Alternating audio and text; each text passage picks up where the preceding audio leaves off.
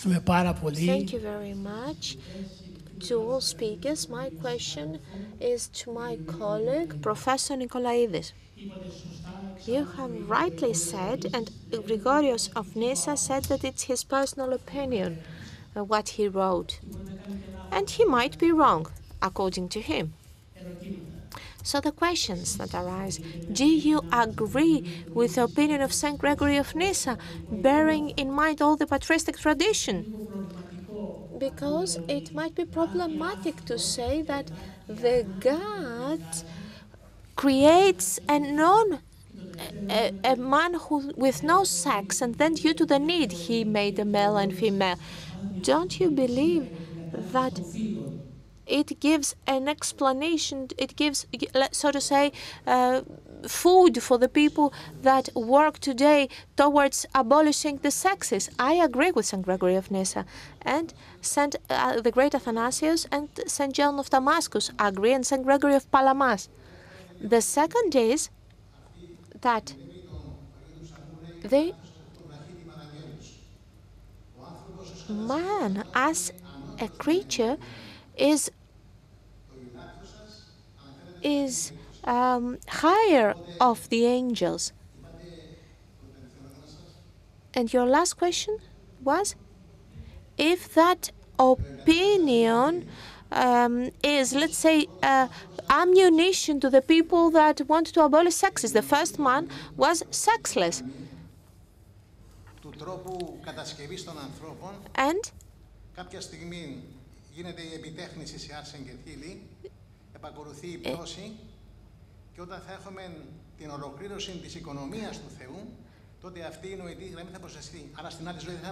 so to the next life we won't be male and female.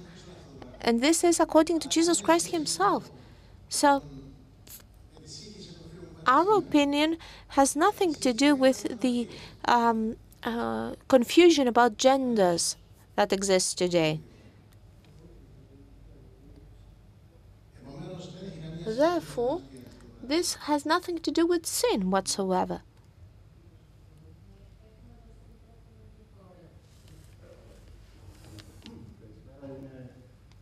Hello, I am a professor in Paris in the Polytechnic School, and my specialization is about only the cooperation of humans and robots.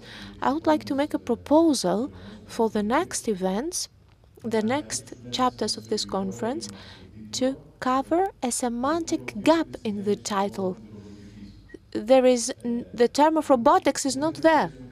If we'll not make some terms, some concepts clear, I think that our path towards knowledge will have a lot of obstacles. Robotics do not include artificial intelligence. Transhumanism, AI is not a sine qua non condition of transhumanism. It is not the same discussing about boosting human nature with discussing of making tools,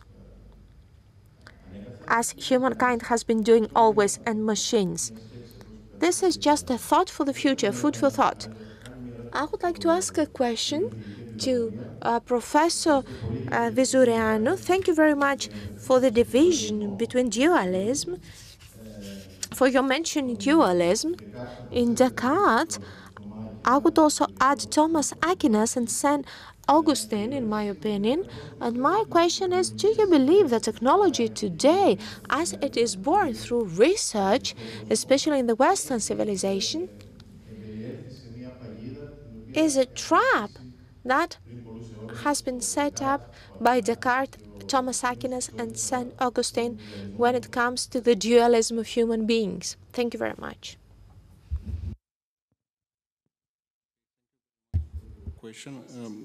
I don't know if I well understood your question. I don't know if we might speak about a trap. At least for Descartes, I am specialist in modern philosophy, so I'll speak mainly for him, because in my opinion, what he did, transferring somehow the methodology and the mechanism from the res extensa to res cogitans, wasn't for him something programmatically.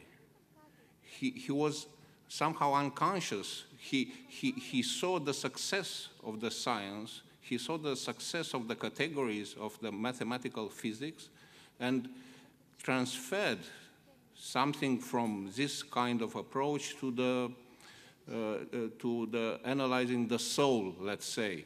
So speaking about causality in the soul means, for me at least, transform the soul in a kind of mechanism. This is not the words of Descartes, this is my interpretation. It's a kind of univocity between the two. We found very well this thesis in Spinoza, for which the two attributes are parallel in God. So for him, there is this kind of presence of causality, and the way of the science do its job in the corporeal realm inside the human soul. Thank you very much. Yes, thank you very much, Professor Nikolaïdis. I have a question for you about what you said about Saint Gregory of Nyssa. I think when we read the Fathers, we need to be reading all their works.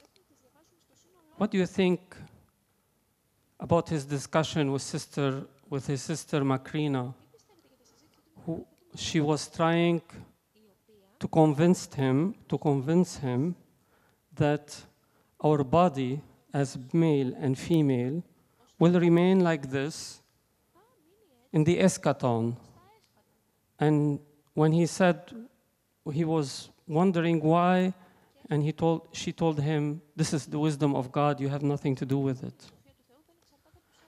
Also, what about the misreading of what he said regarding being like the angels? He didn't say at all that we are angels. We're not angels, we're like angels. And this is a big difference. Even Christ said, we'll be like angels, which means we have the purity of angels. We have the glory of angels glorifying God in heaven.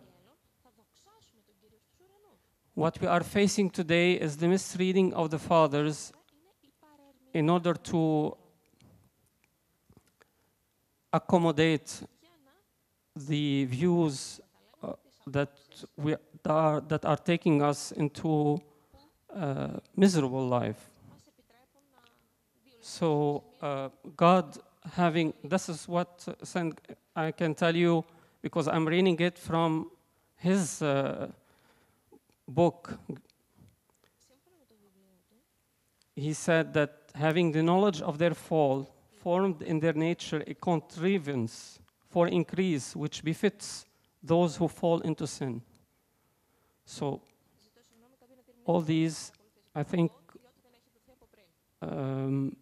give an answer to the question that was raised before. Thank you.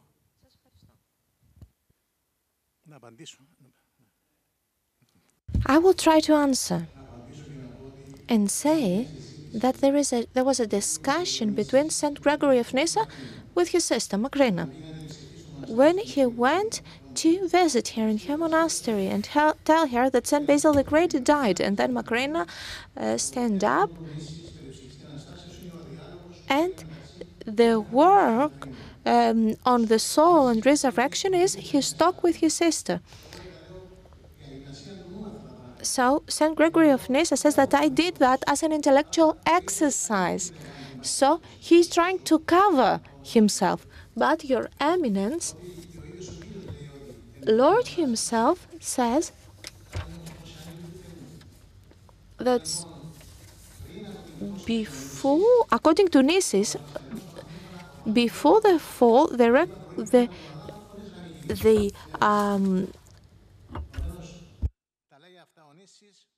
The proliferation of man was not with the relationship between man and women, since Eve came from Adam without a relationship. In the Ashata, there will not be sexes.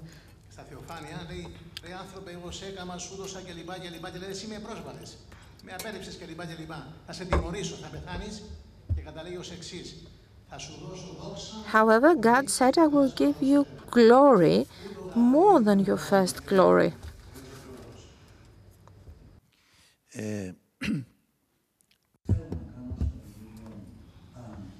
A question, a remark if you want, to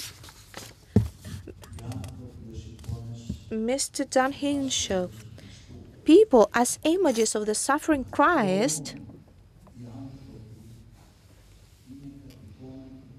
since men are in the image and likeness of the triune God. Therefore, that reference from the Old Testament does not leave any room for thinking that humans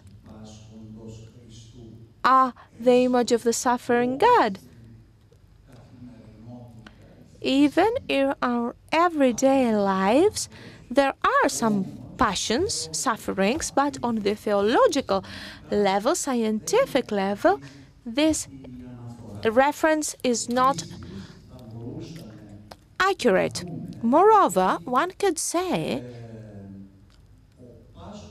that the suffering Christ is the Messiah, and Messiah is one and only, Jesus Christ. Therefore, no one could be like the Messiah, our Jesus Christ. This is my biblical opinion. I respectfully disagree. I think that all of us, at some point, bear the image of the suffering Christ, who is in the fullness of the divinity of God. The whole purpose of the incarnation was to unite with his suffering fallen creation and redeem it and heal it and to turn it into some kind of